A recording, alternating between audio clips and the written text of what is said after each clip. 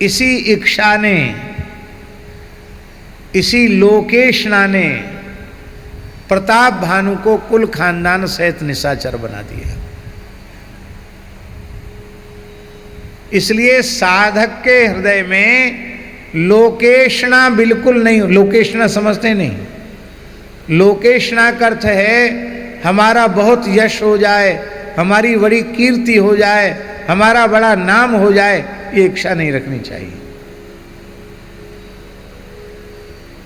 मैं अजर अमर हो जाऊं, मैं सर्वशक्तिमान हो जाऊं, मेरी सबसे अधिक प्रतिष्ठा हो जाए, मैं सर्वोच्च पद पर पहुंच जाऊं, ये इच्छाएं, ये इच्छाएं ही राक्षस बना देती हैं। और केवल इच्छा करने से कुछ होना नहीं है। यदि केवल इच्छा करने से कुछ हो जाता महाराज जी, तो जितने लोग बैठे हैं सब राष्ट्रपति प्रधानमंत्री बन जाते हैं। छोटा मोटा कोई क्यों बनना चाहेगा? सब राष्ट्रपति प्रधानमंत्री बनना चाहेंगे। ये तो होता नहीं, प्रारब्ध के अनुसार होता है। जब प्रारब्ध के अनुसार पहले से ही निश्चित है, तो अपने चित्त को बहुत कलुषित बना लेना कि हमको ये चाहिए, हम वहाँ तक पहुँच जाएं, हम वहाँ तक पहुँच जाएं, इस हाय हाय की क्या आवश्यकता है? इसी को कहते लोकेशना, लोक मान्यता की इच्छा। तब उसने अपने मन की बात खोल दी। जरा मरण दुख रहित तनु, इसका मतलब समझे कि इतना सब कुछ करने के बाद भी केवल लोकेशना के कारण न तो उसमें विशुद्ध ज्ञान उत्पन्न हुआ, न उसमें विशुद्ध भक्ति उत्पन्न हुई। यदि ज्ञान भक्ति उत्पन्न हो जाता तो शरीर में ममता ही नहीं रहती, संसार में ममता ही नहीं रहती। फिर ये क्यों कहता कि जरा मरण से मैं रहित हो जाऊं? जरा मरण दुख रहित तनु, जरा मरण रहित हो जाऊं, शरीर में भी कोई व्याधि न रहे। समर जीते जनी कोय, युद्ध में मैं अजय हो जाऊं, मुझे कोई जीत न सके। एक छत्र रिपुहीन मही, राज कल्प सत हो। सत माने 100 नहीं, सत माने अनंत, सैकड़ों कल्पों तक मेरा ही राज्य रहे। अरे भाई, तुम ही राजा क्यों बने रहना चाहते हो? दूसरों को भी राजा बन लेने दो। यही आसुरी वृत्ति है। समझ में आई बात नहीं? कई बार हम अभिनय तो साधुता का करते हैं, पर हमारी वृत्ति आसुरी बनी रहती है। और आसुरी वृत्ति अभिनय वाले साधु को भी राक्षस बना डालती है, अभिनय वाले सज्जन को राक्षस बना देती है। इसलिए अभिनय नहीं होना चाहिए। साधुता है तो साधुता हो, साधुता का अभिनय न हो, उसका नाटक न हो, विनम्रता का नाटक न हो, विनम्रता हमारे हृदय में भीतर से हो। जैसे पूज्यपाद बक्सर वाले महाराज जी का जो कुछ था सब कुछ स्पष्ट था। प्रातः काल जगने से लेके सोने तक, सोने से लेके जगने तक मन वाणी क्रिया में एक रूपता। और कैसी विनम्रता, छोटे से छोटा कोई तिलक स्वरूपधारी उनको झुके, उसके झुकने के पहले वे झुक जाया करते थे। क्या कहना।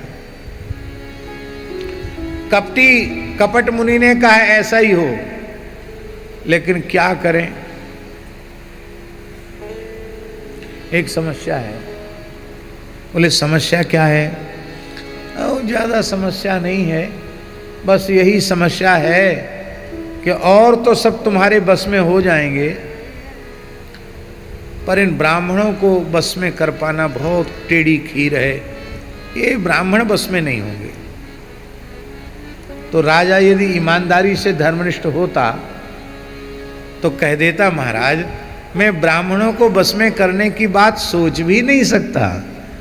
जब ब्राह्मणों को भगवान अपना आराध्य देव इष्ट देव मानते हैं, तो हमारे आराध्य के आराध्य होने से अत्याराध्य हुए, हमारे इष्ट के इष्ट होने से अति इष्ट हुए। जब अति इष्ट हैं भगवान, ये ब्राह्मण भगवान के भी इष्ट आराध्य हैं, तो भला ब्राह्मण हमारे वश में हो जाएं, ऐसा हम क्यों चाहेंगे? ऐसा हम कदापि नहीं चाहते। हम ब्राह्मणों के बस में रहें, ब्राह्मण हमारे बस में रहें, ये इच्छा नहीं होनी चाहिए। लेकिन उसके मन में ये इच्छा भी, लोक मान्यता की कामना इतनी अधिक बढ़ गई थी कि ये इच्छा भी हो गई कि भले ही छलबल पूर्वक ही सही ब्राह्मणों को भी वश में करना चाहिए।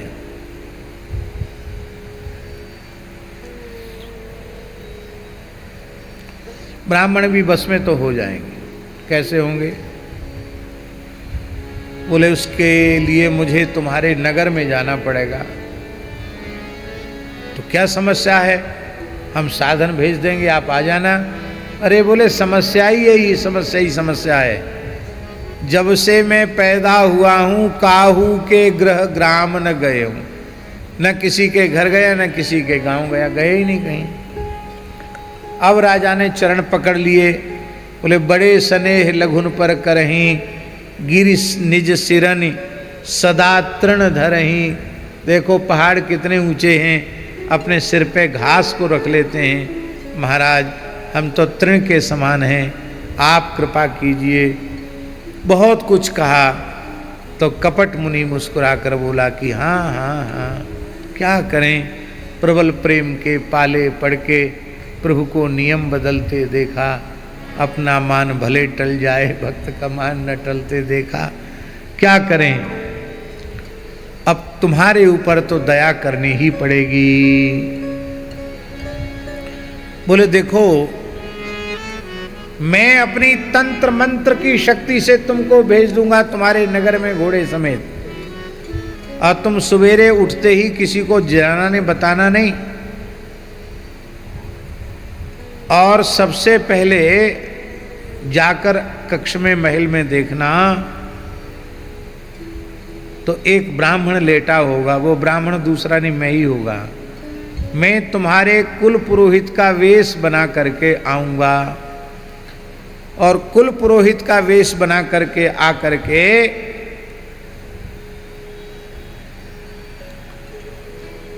तुम्हारे पुरोहित का तो हरण कर लूंगा, और स्वयं ही पुरोहित बन जाऊंगा। और पुरोहित बन करके मैं रसोई में चला जाऊंगा। रसोई घर में मैं कुछ मंत्र का तंत्र का प्रयोग करके रसोई सिद्ध करूंगा, और तुम 1,00,000 ब्राह्मणों को 1 वर्ष के लिए रोज 1,00,000 ब्राह्मणों को न्योता देना। ब्राह्मण आकर यहाँ भोजन करेंगे। उन ब्राह्मणों के घर में जो भोजन करेंगे और उनके घर में जो भोजन करेंगे, वो सब के सब तुम्हारे बस में होते चले जाएंगे, और इस तरह से फिर कोई तुम्हारे सामने रह नहीं जाएगा। तो उसको सावधान हो जाना चाहिए था। अरे भाई ये तो यहीं से चक्कर शुरू हो गया, तंत्र मंत्र टटका टोना, लगता है कुछ न कुछ छल हमारे साथ होगा। जिन पुरोहित जी की कृपा से मैंने इतनी सफलताएं, इतनी सिद्धि प्राप्त की, उनको 1 मिनट में केवल सर्व विश्वमान्य बनने के लिए 1 मिनट में मैं किनारे कर दूं और छलावे में आ जाऊं, ऐसा राजा प्रताप भानु को नहीं करना चाहिए था। लेकिन तुलसी जस भवितव्यता तैसी मिले सहाय, आप ना आवे ताही पे ताही तहाँ ले जाए। और महाराज वो गया, वैसी मायामय रसोई बनाई। माया महिते कीने रसोई, व्यंजन बहुगन सके न कोई। और वहाँ उसने विविध मृगन कर आमिष रांधा, तही कल विप्र मास खल साझा। अब इस चौपाई को देखकर बहुत से लोग ऐसी बातें करते हैं कि उस समय में मांसाहार प्रचलित था और ब्राह्मण भी मांस खाते थे। वो तो इतराज इस बात का हुआ कि इसमें मनुष्य का मांस, मनुष्य में भी ब्राह्मण का मांस मिला हुआ है। लेकिन ये बात, ये कुतर्क करना बिल्कुल अनुचित है, क्योंकि मूल में रामचरितमानस में गोस्वामी जी क्या कह रहे हैं इस पर ध्यान दो माया मैत ही कीन रसोई, व्यंजन बहुगन सकै न कोई। माया महते ही कीन रसोई, ये तो उसमें व्यंजन बहुगन सके न कोई। इससे सिद्ध हो गया कि वस्तुतः वो भले ही अपवित्र चीज, लेकिन माया करके उसको पकवान व्यंजन मिष्टान्नों का रूप बना करके ही दिया गया। समय ज़्यादा हो रहा है, फिर भी मैं बता देता हूँ। 7 बज रहा है और मुझे वहाँ पहुँचना भी है, क्योंकि सब संतों का आज रामार्चन का प्रसाद है, वहाँ आप सबको वहीं पधारना है।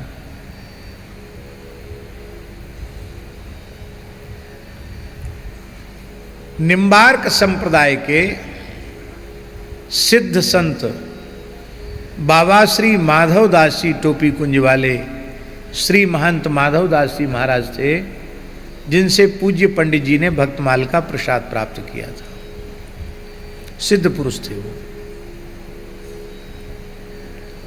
वो आधी रात वृंदावन की परिक्रमा कर रहे थे, तो उन्होंने आधी रात को देखा कि वो साधुओं का भंडारा हो रहा है। साधु नहीं थे वो, सब भूत प्रेत थे। वो साधु जैसा भेष बनाए हुए थे, भंडारा हो रहा है। आओ आओ महाराज, कहाँ जा रहे हो? लो महाराज बोले परिक्रमा में, आधी रात को तो हम वैसे भी कुछ खाते नहीं हैं और परिक्रमा चल रही है। बोले नहीं नहीं, बाद में खा लेना। पीछे पड़ गए तो बोले ठीक है, पारस दे दो। तो एक गमछा में जो बांधा, ध्यान से सुने जो हम कहने जा रहे हैं, तो बांधा क्या, मालपुआ, बड़े बड़े लड्डू और बड़ी बड़ी खस्ता कचौड़ी उन्होंने गमछे में बांधी, बांध करके ले आए और खूंटी पर उनको लटका दिया। और फिर सवेरे स्नान ध्यान जमुना जी में करके अपना नित्य नियम किया।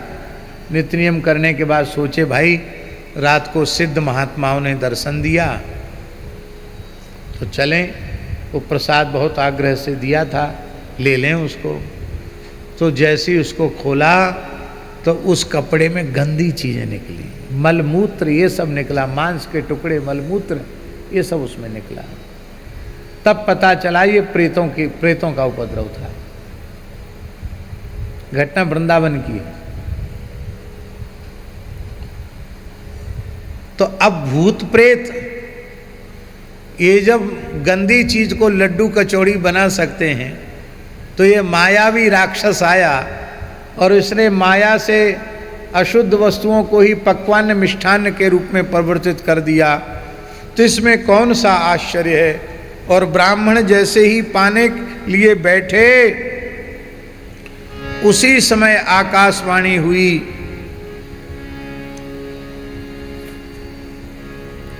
आकाशवाणी हुई कि हे ब्राह्मणों, ये पदार्थ तुम्हारे खाने के योग्य नहीं है, खाते ही तुम ब्रह्मत्व से च्युत हो जाओगे। ये लड्डू कचौड़ी मालपुआ नहीं है, ये सब मांस है। मांस में पशुओं का मांस तो है ही है, ब्राह्मण का भी मांस इसमें है। बस इतना सुनते ही ब्राह्मणों ने शाप दे दिया। अभी खाया तो था ही नहीं, जल हाथ में लेकर शाप दे दिया। बोले विप्र सकोप तब नहीं कछुकीन विचार, जाय निशाचर होहु नृप मूढ़ सहित परिवार। पूरे परिवार सहित राक्षस हो जाओ। फिर आकाशवाणी हुई, विप्रहु श्राप विचार न दीना, नहीं अपराध भूप कछुकीना। राजा के इसमें कोई अपराध नहीं है, ब्राह्मणों ने विचार पूर्वक श्राप नहीं दिया। एक अब तो जो कुछ होना था सो हो ही गया, अब क्या होता है। अब कपटी राजा ने शत्रुओं को चिट्ठी लिख दी थी, युद्ध होने लग गया। और परिणाम यह हुआ कि सत्य केतु कुल को नहीं बाँचा, विप्र साप कृम होई असांचा। सत्य केतु के कुल में कुछ भी नहीं बचा।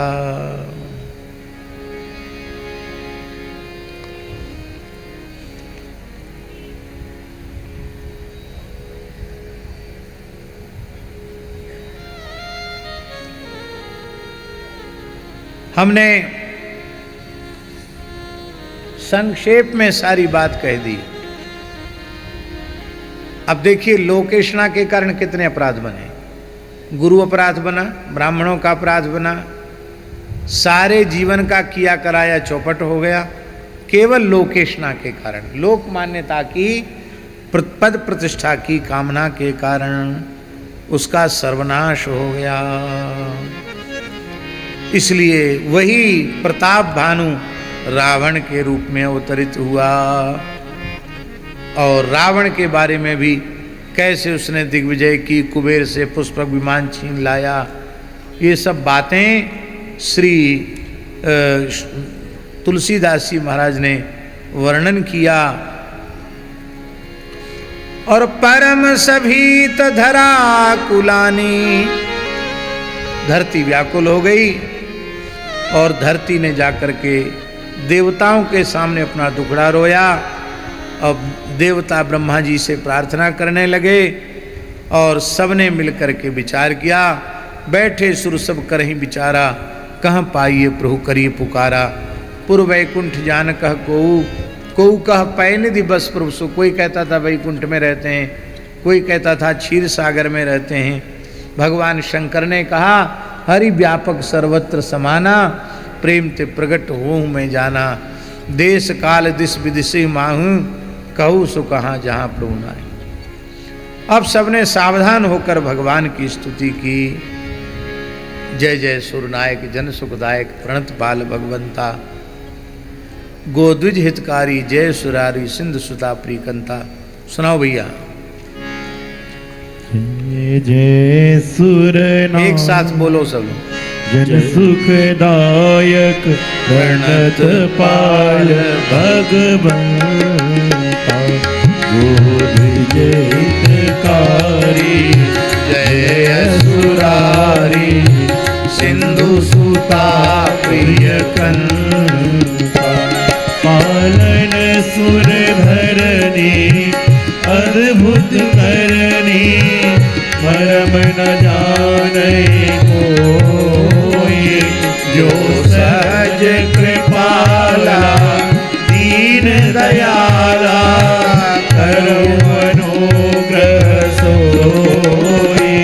जय जय अविनाशी, सब घटवासी, व्यापक परमानंद, अविगत गोतीतम, चरित पुनीतम, माया रहित मुकुंद। जहि लागी विरागी, अति अनुरागी, विगत मोह मुनि वृंदा। निशिवासर ध्यावहि, गुण गण गावहि, जयति सच्चिदानंदा। जैसे उपाय त्रिविध बनाए, संग सहाय न दूजा। सो करऊ अघारी, चित्त हमारी, जानिय भगति न पूजा। जो भव भय भंजन, मुनि मन रंजन, गजन विपति भरोसा। मनमथ क्रमवाणी, छाड़ी सयानी, सरन सकल सुर जोड़ा। शारद श्रुति शेषा, विषय शेषा, जा कहूँ को नहीं जाना। दीन प्यारे वेद पुकारे, द्रवौ से भगवान। हमारी मंदिर सब विधि सुंदर, फूल मंदिर सुख पूजा। सिद्ध सकल सुर, परम भयातुर, कमलनाथ पद कंजा। कमलनाथ पद कंजा। जय जय श्री सीताराम। भगवान का आदेश हुआ, जनि डर पौ मन शुद्ध सुरेशा, तुम्हें लाग धरी हूँ नरवेशा। अयोध्या में श्रीमद् दशरथ नंदन कौशल्यानंद वर्धन के रूप में मैं अवतार ग्रहण करूँगा। ब्रह्मा जी की प्रेरणा से बंदर भालुओं ने, देवताओं ने ही बानर भालुओं के रूप में जन्म ग्रहण किया। दशरथ जी महाराज का बड़ा अद्भुत चरित्र है। अवधपुरी रघुकुल मन राहु, वेद विदित ही दशरथ नाऊ, धर्म धुरंधर गुण निधि ज्ञानी, हृदय भगति मति सारंग पानी, कौशल्यादि नारी प्रिय सब आचरण पुनीत, पति अनुकूल प्रेम दृढ़, हरिपद कमल विनीत। एक बार भूपति मन माही, भय गलानी मोरे सुत नाही। और वे श्री वशिष्ठ जी के चरणों में पहुँचे। श्रृंगी ऋषि वशिष्ठ बुलावा, पुत्र काम शुभ यज्ञ करावा। ऋष्य श्रृंग ने पुत्रेष्टि यज्ञ कराया और उस पुत्रेष्टि यज्ञ में अथर्व शीर्षई प्रोक्त मंत्र श्रद्धा विधान था। अथर्व वेद के अनुसार इष्टि कराई और भगवान अग्नि प्रकट हो गए। तब यह हवि बाँट देहु नृप जाई, जथा जोग जही भाग बनाई। और भविष्य दे करके तब अदृश्य भय पावक, सकल समय समुझाए, परमानंद मगन नृप हर्ष न हृदय समाये। इस प्रकार से तीनों रानियों में यथा योग्य भाग का बंटवारा हुआ और यही विधि गर्भ सहित सब नारी भई हृदय हर्षित सुख भारी, सब अत्यंत आनंदित हो गई।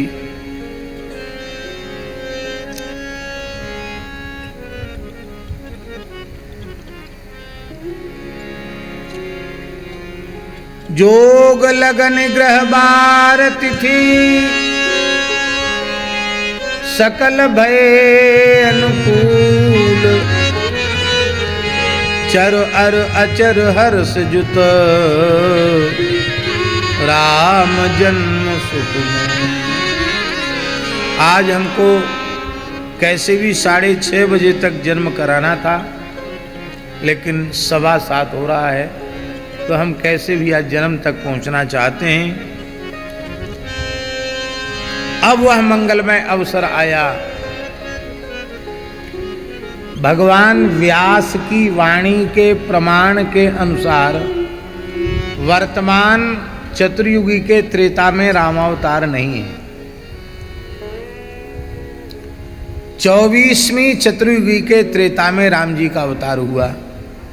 तो राम जी के अवतार को लगभग 1,85,00,000 और कुछ हजार वर्ष हो गए, लगभग ऐसा मोटा मोटी समझो 2.25 करोड़ से ऊपर वर्ष राम जी के अवतार को हो चुके हैं। अब ये बहुत गंभीर विषय है, इस पर स्वतंत्र चर्चा करनी चाहिए। महाभारत से लेकर के तमाम पुराणों में भगवान व्यास ने कहा 24वीं चतुर्युगी के त्रेता में राम जी के अवतार को भगवान व्यास ने माना है। इस समय 28वीं चतुर्युगी का कलयुग चल रहा है। हम लोग जब संकल्प लेते हैं तो क्या बोलते हैं? अष्टाविंशतितमे कलयुगे कलि प्रथम चरणे। 28वां कलयुग चल रहा है।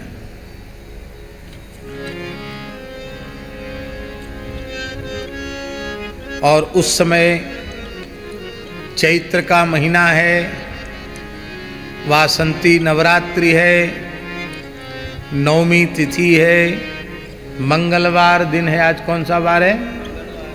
आज मंगलवार है। मंगलवार है, पुनर्वसु नक्षत्र है और भगवान प्रकट हो गए। भय प्रगट कृपाला दीन दयाला हर्षित महतारी मुनि मनहारी अद्भुत रूप निचार लोचन अभिरामा तनु घन श्यामा विजयायुध कुंजधारी भूषण वनमाला नयन विशाला शोभा सिंधु कर जोरी स्तुति तोरी जय विधि करहु अनंता गुण ज्ञानातीत अमाना वेद पुराण भजन करुणा सुख सागर सब गुण आगर जी गावै सुखी संता सो मम हित लागे जय अनुरागी भय भगत श्रीकंता ब्रह्मांड निकाया निर्मित माया रोम रोम प्रतिवेद करे माहुर सोहासी यह उपहासी सुनत धीर मति चिर नर उपजा जब ज्ञाना प्रभु मुस्काना चरित बहुत विधि कीन चले हरि कथा सुहाई मात बुझाई हे प्रकार सुत देव माता पुनि बोले सोमति डोले सजहु तात रूपा जैसी सुलीला अति प्रिय शीला सुख परम भजन सुजाना रोदन जाना कोई बालक सुरूपा जब चरित जगावई हरिपद पावई तेना परहि भव कृपा विप्रधेनु सुरसंत हित लीन मनुज अवतार निरीक्षा निर्मित तनु माया गुण। मनुष्यों को पुरुषार्थ चतुष्टय की प्राप्ति हो सके इसके लिए भगवान ने अवतार लिया। पुरुषार्थ चतुष्टय जानते हैं? धर्म, अर्थ, काम और मोक्ष, ये पुरुषार्थ चतुष्टय है। इसकी प्राप्ति के बिना शास्त्रों में लिखा है अजागलस्तनस्यैव तस्य जन्म निरर्थकम। पुरुषार्थ चतुष्टय की सिद्धि जिस मनुष्य के जीवन में नहीं है, बकरी के गले में लटकते हुए स्तनों के समान उसका जीवन व्यर्थ है।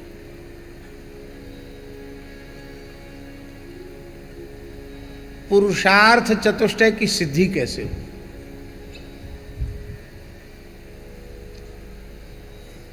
पुरुषार्थ चतुष्टय की प्राप्ति के साधन यदि सुरक्षित होंगे तो पुरुषार्थ चतुष्टय की सिद्धि हो जाएगी, और पुरुषार्थ चतुष्टय की प्राप्ति के साधन ही असुरक्षित हो गए तो पुरुषार्थ चतुष्टय की सिद्धि संभव नहीं है।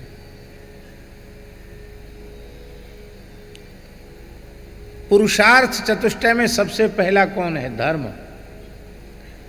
और धर्म की सिद्धि का साधन है ब्राह्मण।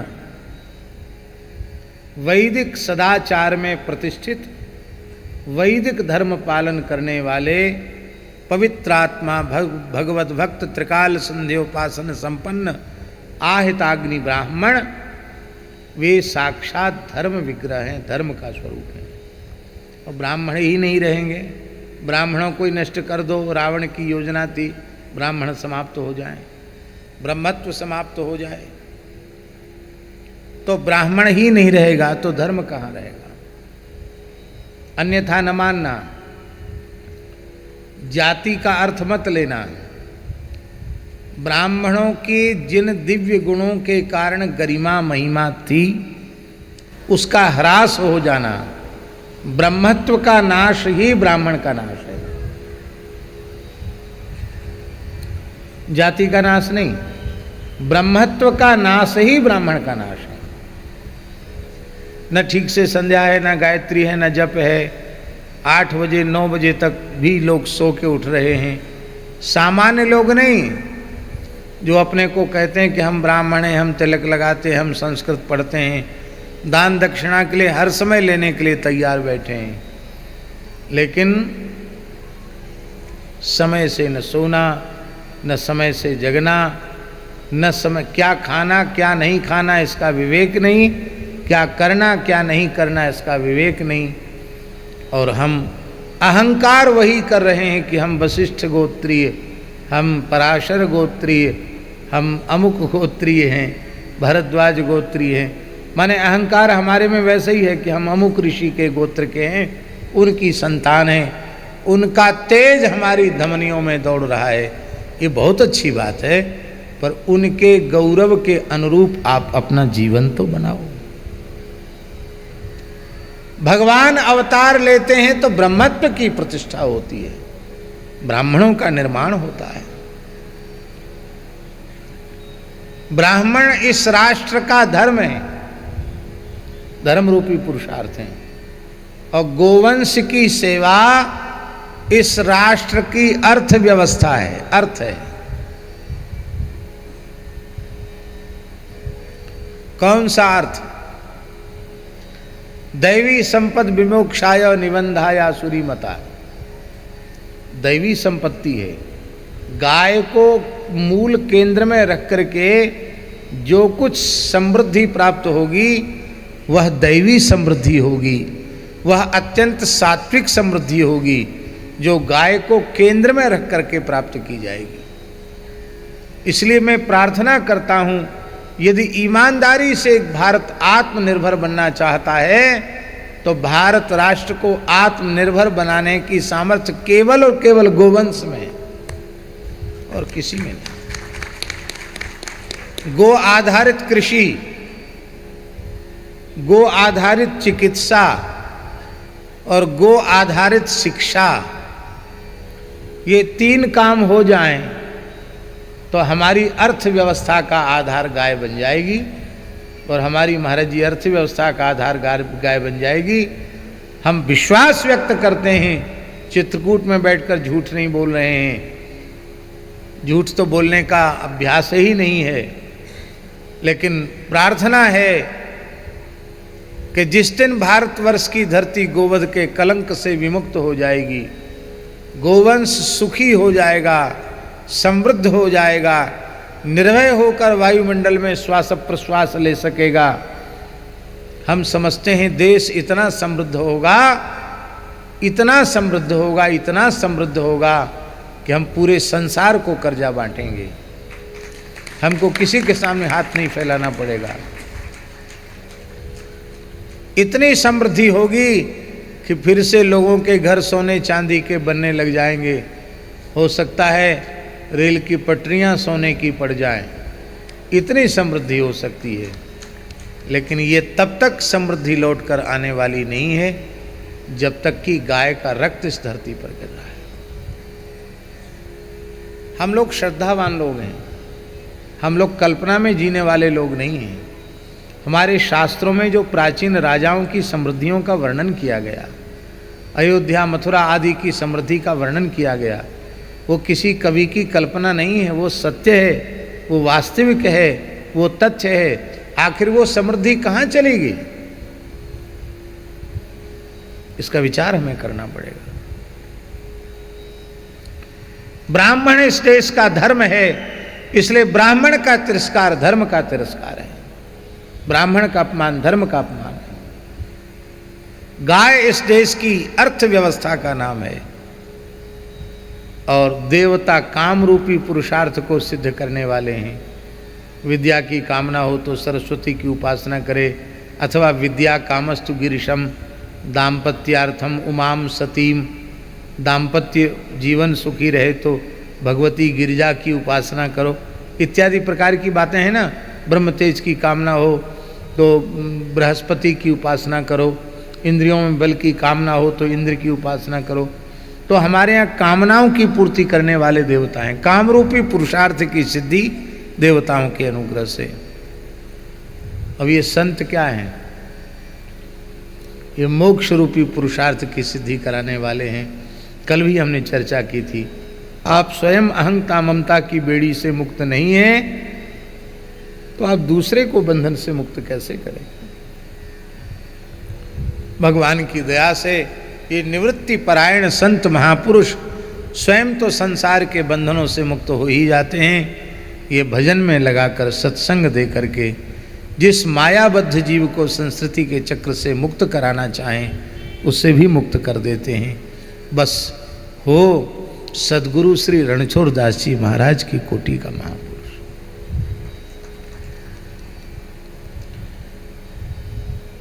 सदगुरु जी ने चित्रकूट में रहकर भजन न किया होता, रघुवीर मंदिर की स्थापना न की होती, तो हम आप सब कल्पना कर सकते थे कि यहाँ बैठ कर के कथा सुनेंगे, उत्सव करेंगे, एक एक वर्ष में लाखों लाखों मरीजों की सेवा करेंगे, सफल ऑपरेशन करेंगे।